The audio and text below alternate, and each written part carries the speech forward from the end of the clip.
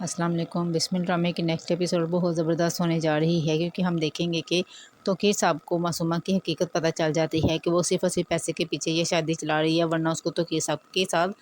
کوئی محبت نہیں ہے، کوئی ان کے ساتھ لگاؤ نہیں ہے، وہ تو صرف اور صرف پیسے کے لیے یہ رشتہ چلا رہی ہے۔ پھر ہم یہ دیکھیں گے کہ زہیب اپنی ماں کی انسلٹ کا بدلہ لینا چاہتا ہے، اسی لیے وہ معصومہ کے پاس یا اس کے آفس میں آ کر جاب کرتا ہے،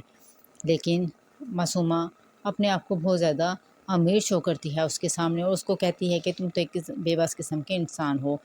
لہٰذا اب معصومہ کو سبق سکھانے کے لیے زہیب آگے قدم بڑھاتا ہے، اور وہ چاہتا ہے کہ کسی طریقے سے معصومہ کو اپنی طرف اٹریکٹ کرے۔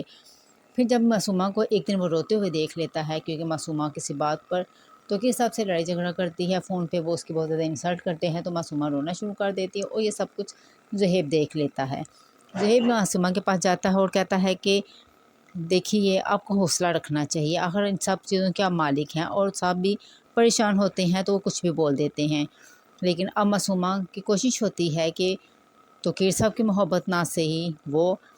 زہیب کی محبت حاصل کر لے، لہٰذا وہ زہیب کو اپنی طرف اٹریکٹ کرنا شروع کر دیتی ہے، کیونکہ اسے پتہ ہے کہ اب توقیر صاحب اسے مسلسل اگنور کرتے ہیں، انہیں اس کے ساتھ کوئی لگاؤ نہیں رہا۔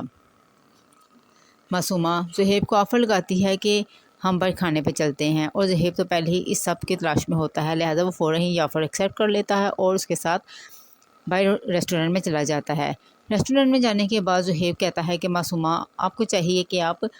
کمپنی میں اپنی جگہ مضبوطی سے بنائیں، اور آپ اپنے قدم مضبوطی سے جما لیں، تاکہ آپ کو ہر بات کے لیے صاحب کے سامنے یوں انسلٹ نہ کروانی پڑے اور ہر بات کی اجازت نہ مانگنی پڑے۔ جس پہ معصومہ کہتی ہے کہ میں بھی اسی کوشش میں لگی ہوئی ہوں، لیکن تم فکر مت کرو،